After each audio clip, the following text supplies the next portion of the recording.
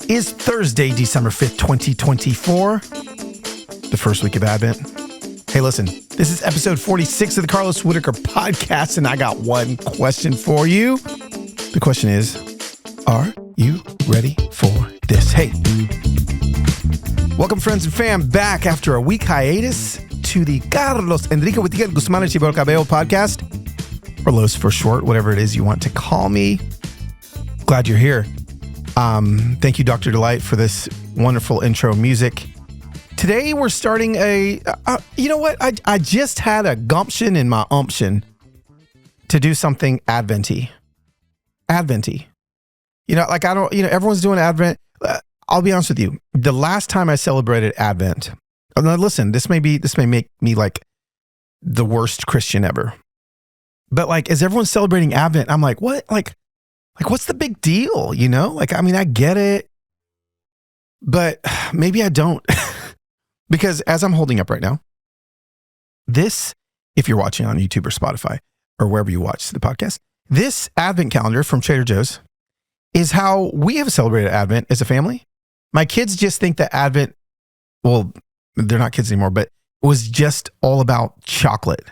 And, you know, we got this one at Trader Joe's. Looks like they have celebrated 2 days. Oh, only one of them's open. I think there was another one open earlier. Oh, here's the other one that was open.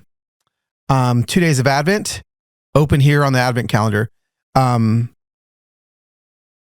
But this isn't what Advent's about, right? Or is it? I mean, it could be for some of us. I'm going to put this back down now. And let's maybe dive into what Advent is, what it's about. And maybe we can just lean into a little bit of the themes of Advent these next few weeks. So I thought that the next few weeks, I will just lean into Advent. What is Advent? Why would we celebrate Advent? Is it something that even those of you that don't hold a Christian worldview, would want to celebrate? You know, so let's do it this way. Let's say that there's some of you that are like full-fledged, like Christ-believing Christians. And then there's many of you who are just spiritually curious, right? Maybe you're interested in exploring the deeper meanings of faith within your life, but you're not necessarily like anchored in this traditional Christian belief that we have. So like what even is Advent, right? Like let me actually, I'm going to try to not make up stuff myself. I found a good explanation of what is Advent online. Like hold on, is Advent? Like this is just, again, for those of you that are like, I don't know, everyone's talking about there's Advent calendars. What is it? Okay, so this is what it says. Advent is a season of preparation and anticipation in the Christian tradition. Okay. Oh no. This is Sayana. Okay, so can I talk about something else? I don't get notifications on my phone unless my family texts me. They know that they have a window to text me 2 hours a day that I will get the notification. And it just happened.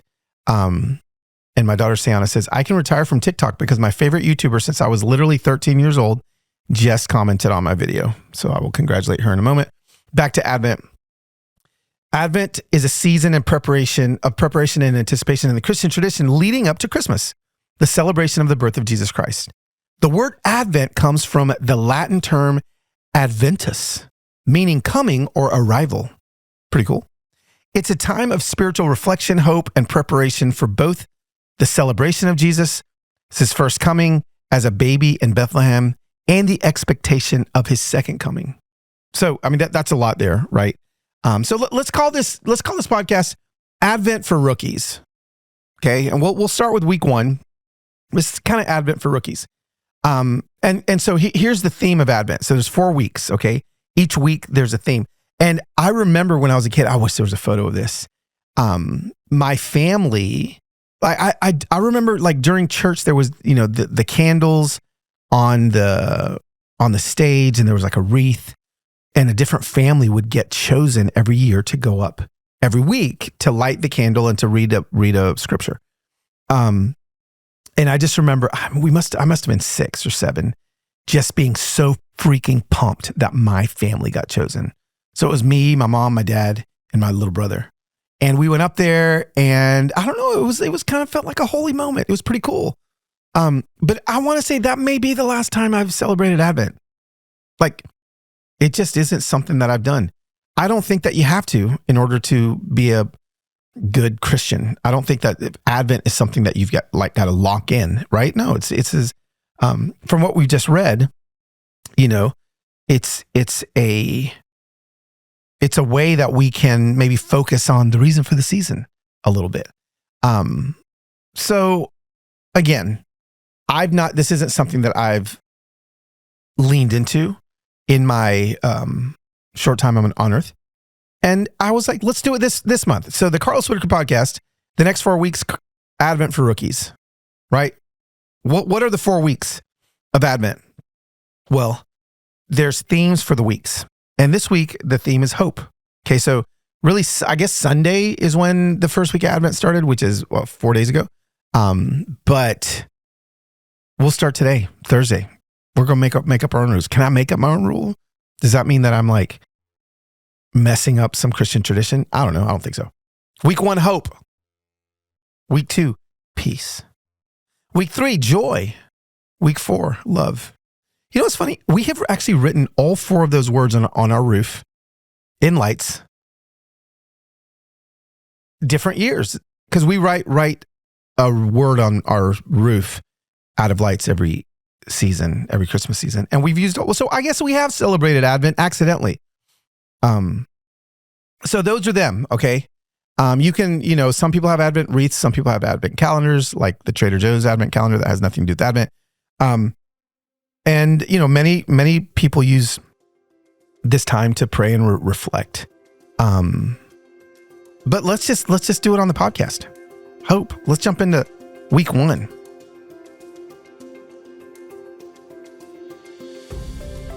Probably my mom's favorite gift that her grandkids ever gave her was this digital frame that my kids were able to upload photos from their phone into her digital frame hundreds and hundreds of miles away whenever they wanted to. My mom loved it, and I want to let you know something. I have found the perfect digital frame for you and your family.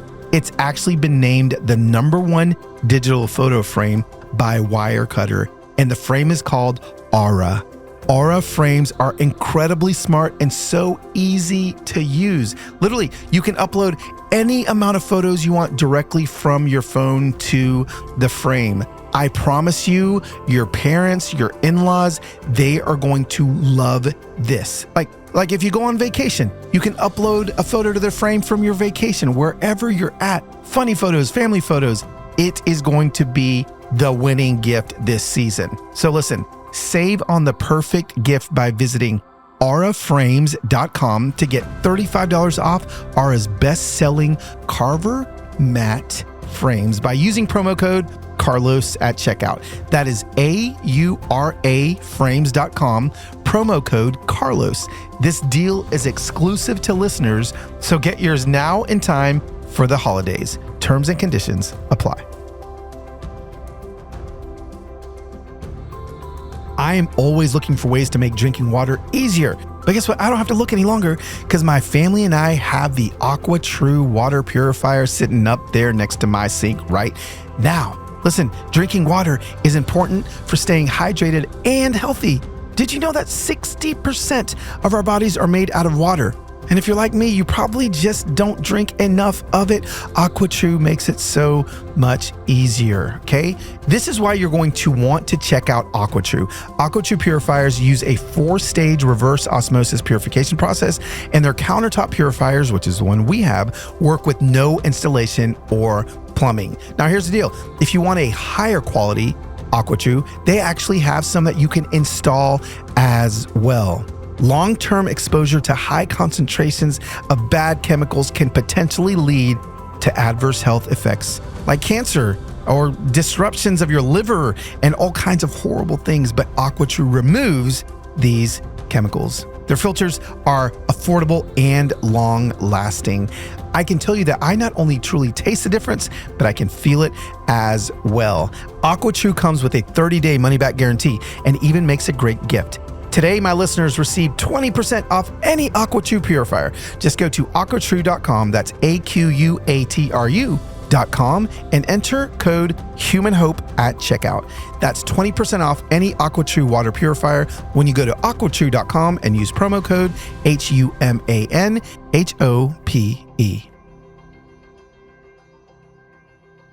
Let's talk about hope. This is the first week. Okay, so I don't know if you got a candle or something or a piece of chocolate, eat it or light it. And we're talking about hope. Hope in a world that, to be blatantly honest with all of you, feels a little bit uncertain. You know, if you scroll Twitter for 5 minutes, you begin to lose hope. There's not a lot of places on social media that you find hope. It feels very uncertain. And let's just lean into how this ancient practice, really ancient season of Advent can actually help us navigate today's mess, today's chaos, today's strange world that we find ourselves in. So this first episode, let's dive into hope, right? I mean, this used to be called the Human Hope Podcast, and I kind of went away from that because I wanted to talk about other things besides hope, but hope is still what I'm all about. So let's be completely honest. It feels, since everyone's arguing about everything from politics to pineapple on pizza, who knows, that hope is a luxury as opposed to something that we can hang out with and into every single day. But literally, Advent starts with hope. Like literally hope. What is the hope that Advent's speaking of specifically? It's the hope representing the anticipation of Christ's coming. Okay. Now, for those of you that are not Bible-believing Christians, I still think that you can find hope, and you can maybe anchor your hope and find some hope this week as we're talking about this. I will anchor my hope in Jesus and in the coming of Jesus, right? And how the world was, there were many people that were waiting in anticipation for that. Like seeing how much the world feels uncertain, okay? Feeling how the world feels shaky, right? So we've got, rising costs of groceries. Well, I mean, at least they were rising a couple weeks ago during the election. Nobody could afford eggs, I think was what it was. And I think it was like the biggest Black Friday ever. So who knows, right? It's so confusing. It's like, wait a second, can we not afford eggs, but we can afford everything on Black Friday? Like, who knows? Like, right? Like, it's chaos. Like, wait a second, like what's happening? What is up and what is down? What is left and what is right? We've literally gone through hurricane season that we've seen the devastation of what's happening in Florida and North Carolina and South Carolina and Tennessee and all of these disasters. Where's the hope? Mental health struggles. Where's the hope? Right? It's a lot. And so sometimes it feels like we're all collectively in a season, like a bad season of a really bad reality show called, I don't know, Surviving 2024. But like in the midst of all the craziness, I think that there's some incredible stories that can remind us that hope isn't dead. It's just, maybe it's hiding a little bit. What are some stories you can think of that you can find hope? There's a friend of mine, Michelle, runs a Instagram account called Good News Movement. And gosh, if that's just not a place of hope, if you can't find hope, follow Michelle and her Good News Movement. Follow good news stories. I think I had a friend named Brandon once. No, I had a friend named Brandon, but I think I don't know if it's still there, but he started like a good news newspaper. There's places that you can find hope. Hopefully you find hope on my Instagram account. There was a story the other day that I posted off of Good News Movement, which was literally just, like a 5-year-old landing a kickflip on a skateboard and her dad picking her up, swinging her around, and they were both crying. I don't know. That was hopeful. It gave me hope. So where can we find more hope when things have been, what are stories that you can find? Here's a cool story that I looked up. A group of high schoolers in Colorado started a peer-led mental health program because they were tired of waiting for adults to figure it out, right? It's like, oh my gosh, the teen crisis, the teen mental health crisis, that's the news we get from adults. It's sweeping the world, depression, suicide rates, all these things. It's hopeless. What are we going to do? There's nothing we can do. And so a group of high schoolers were tired of waiting for us to figure it out. And they literally are teaching each other how to be there for friends. Like, that's like hope in action. What are stories of hope that you can lean into every day? What are stories of hope that you can find every day? They're out there. You just have to find them. So I challenge all of us to find hope. You know, I go across the street to what feels like a hopeless situation where my father lives with dementia. And I see my mom just rubbing his head, and I'm like, man, there's hope that even in my worst season, I will have somebody that loves me and cares for me and is there for me. I will hope for that because I see it happening right in front of me. You know, I post these stories of my dad on Instagram so that you can see that there can still be hope and joy in seasons of struggle and grief, like I have with my father and his dementia. So this is how we can connect hope to just different cultural moments. You know, a lot of people feel, we talked about this a few weeks ago, a lot of people feel hopeless with the new administration that's coming in. A lot of people feel hopeful with the new administration that's coming in. Man, lean over and let some people borrow your hope. You know, sometimes people have a hard time hoping for themselves. You can hope for them. One of my more popular reels of last year, I just looked at the camera and I said, hey, I know some of you can't hope right now. So guess what? I'm going to hope for you. Step in. Who are people that you can hope for? Who are people in your life that feel hopeless that you can be like, hey, listen, I know you don't have it in you, but I'm going to hope for you. So, okay, let's bring it back to Advent, right? So Advent is like the original gangster season of hope. OGs walking around hoping because of their hope in Jesus. Like it starts, so you light your first candle, you eat your first piece of chocolate, and that first candle is symbolizing hope. That first, I don't know, reindeer of chocolate that you're eating should be symbolizing hope. Okay, it's kind of like when you light the candle, you're saying, "Hey, darkness, hello, screw you. You don't get to live here anymore." Because this one tiny little candle of hope is going to erase the darkness. In Isaiah 9:2, okay, so this is a Bible verse in the Old Testament. And the Old Testament is basically just the stories in the Bible before Jesus came. The New Testament is the stories in the Bible when Jesus came and after Jesus came, okay? So we're in the Old Testament, and it's in this book called Isaiah, who was a prophet. And you can find it in Isaiah chapter 9, verse 2. And this is what the Bible says. The people walking in darkness have seen a great light. Now, this was a promise in Isaiah for the people that were walking in darkness. There was a promise, okay, that better days were coming. But spoiler alert, it wasn't just about better days, but literally a better future, like a better absolutely everything. Right? Who in the world was this hope for? Like it wasn't wishful thinking. The people that were walking in darkness have literally were brought to the promised land, were brought to a great light. What's this light? Well, I would beg to say that the light for us is Jesus. Okay, the light for us is Jesus. It's not just hoping in things getting better. There has to be something tangible to hang on to. And for me, that tangible thing is knowing for certain that Jesus came to rescue me.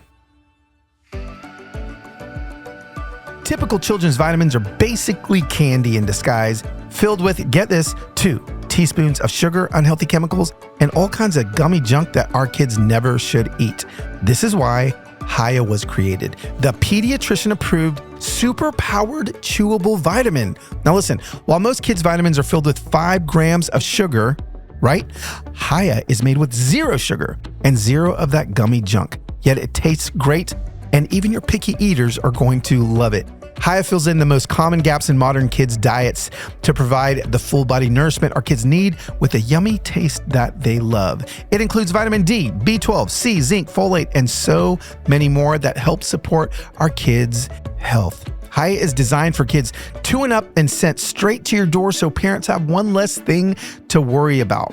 The same multivitamin that more than 1 million kids and parents love is actually now available in, get this, Barbie Pink, with a limited edition Barbie unboxing experience, including Barbie bottle and Barbie stickers. So check this out. We've worked out a special deal with Hiya for their best-selling children's vitamin. Receive 50% off your first order. To claim this deal, you got to go to hiyahealth.com/humanhope. This deal is not available on the regular website. Go to hiyahealth.com/humanhope and get your kids the full body nourishment they need to grow into healthy adults. So, how do we have this spoiler in our lives where we aren't just hoping for better days, but literally a better future and a better everything? Again, the hope isn't abstract. It's, you can literally find that flame today, like of light today. And again, I'm talking to the spiritually curious. I'm talking to the people that are all in Christianity. Like, even if everything around you feels like a total dumpster fire, quote unquote, not that we're saying that the dumpster fire is the hope, right? But maybe Advent is inviting us, I feel like it's inviting me to kind of be that weird stubborn person who like believes that the light's always going to show up, even when it doesn't seem like it will. Like, I just have felt like that weird person the last few weeks, months, weeks. I feel like I'm choosing to have hope in spite of whatever anyone else around me is feeling. Got to make that decision. Okay. So, how do you do that? What is it that you're anchoring? What is it that you know is going to happen? That is a light. Well, something that you can know is going to happen is that you can be that light. Like, literally, you can be the light, the candle light, the flickering candle light of hope for somebody in your world. You can be that. So, in practice, what does hope look like? Okay. How do you practice hope? You can't go to the store and buy a 6-pack of it. Okay. It may feel like you have a 6-pack of hope when you buy that 6-pack of Sierra Nevada Pale Ale. I tell you what, by the second and a half beer, I'm feeling pretty hopeful. But that hope's going to fade. So you can't buy a 6-pack of hope, but there are a few ways that I think you can get started. So, way number 1, okay, to practice hope, find a cause and support it, right? So, if you have something that feels overwhelming, what is it, like homelessness, climate change, whatever it is for you, okay, pick one small, tiny way to chip away at it. One way. What is that way? Maybe it's donating on, well, I guess it's too late. What was it? Nonprofit Monday or Small Business Saturday? Giving Tuesday. There's so many days now. What is it? Black Friday, Small Business Saturday, Sunday gets a day off, Cyber Monday, and then Give Back Tuesday or something. You don't have to wait until the Tuesday after Thanksgiving of next year to begin giving back. You can donate. Donation's huge. We all have too much stuff. We all have stuff that we don't use anymore that we can donate. Donating is a great way to actually practice hope. And that could even be donating to people on the streets. We've got people that are selling papers, homeless, or I don't know what the politically correct way to say that is, houseless. There's different ways I fail in those things, but you know what I'm saying. People that are struggling through homelessness are selling papers on the side of the road that they write and contribute to. It's called the contributor. So I always have cash in my pocket to buy a paper from them. That's a way of donating. Volunteering. What are ways that you can volunteer this Christmas and this holiday season? Trust me, there's not a single person listening to this podcast that there isn't a need for you to be a volunteer. Trust me, there's many, many, many, many, many nonprofits looking for you to help support them. And even just spreading awareness, right? All of these little actions add up. Sorry if you can hear my dogs barking. They are hoping that my wife is home. So number one, way to practice hope is support a cause. Number two, way to practice hope, remember, this is Advent for Rookies, is literally journaling your dreams. What are you hoping for? Okay. Grab your old journal that you haven't written in a year since last year when you bought it and started it and you haven't written it. Pick it up, dust it off, and write down a couple things that you've been too scared or overwhelmed to dream about. Like, what's one tiny step you can take towards making those dreams real? Let me give you an example. I'm just going to fly. I was just going to, like for me, what I had to do, I didn't just want to write this book, Reconnected, and make a documentary. I want to literally hold people's hands as I help them get hours and months and years back of their life that they're losing to screens. And I know now how to do it.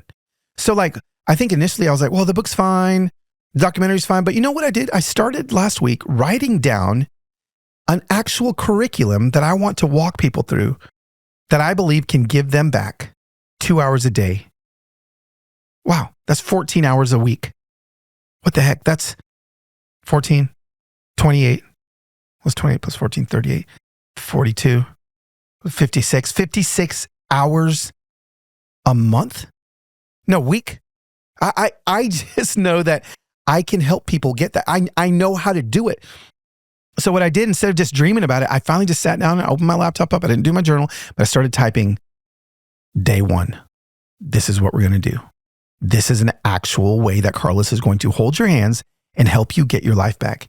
And by allowing me to give you 2 hours a day back from your screens, just 2 hours.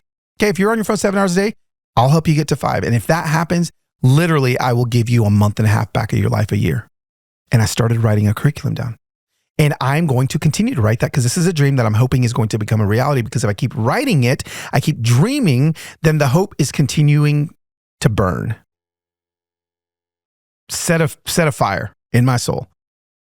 And then I honestly believe I can help people. And so keep your eyes out for that. It's something I'm building for every single one of you that I believe can not only change your life, but your families.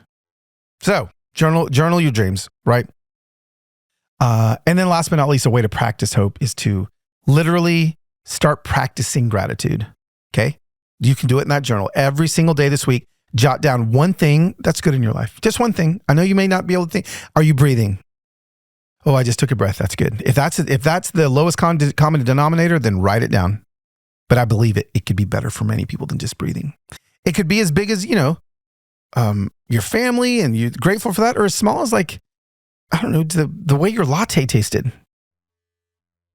I think that gratitude is kind of like hope's best friend, to be honest with you. Like, it shows up when you need it. So make sure that you're pairing your hope with a little bit of gratitude. Also remember this, hope isn't about pretending everything's fine. It's more about saying, okay, world, you're a mess, but I'm going to still believe in the light. Look at us little Advent rookies leaning into that first candle or first piece of chocolate. We're just hoping. We are hoping today, all of us. Okay, so before we wrap up, honestly, let me ask you one question. What's one little flicker of light in your life right now? What is it? Is it your dog? Is it a good book that you love to read? Is it that your chai tea that you have before bed? Is it a text from a friend? Whatever it is, that one little flicker of light in your life, hang on to it. I'll go ahead and tell you mine. Mine has nothing to do with my family or my stuff or even moments, and everything to do with knowing that there is something greater than me. And his name is Jesus. And I'm grateful that I have the opportunity to hope in so much more than I could ever pull off. And if you're ever interested in any of that, I'd recommend my book, Enter Wild, where I think it can help you hope in Jesus. If you're interested in that, I think you'd love it. So listen, next week we're going to talk about, let's do a little Dr. Delight here. Hang on. Uh-oh. Wait, why are we not hearing him? There he is. Listen, next week we're talking peace in our Advent for Rookies podcast series. Literally, my team or Whitney from Wisconsin, nobody knows I'm doing this, but, well, they do now. 1, 2, 3. We're talking peace. And trust me, in today's world, we need to talk about peace, right? So make sure you subscribe to the podcast. And if you enjoyed this episode, share it with a friend that can use a little bit of hope this week. Okay, so thanks for hanging out with me on Advent for Rookies, Carlos Whittaker Podcast. Until next time, I would love for you to keep lighting that candle of hope, keep eating that piece of chocolate of hope, and just remember you deserve it. All right, we'll talk to you guys next week.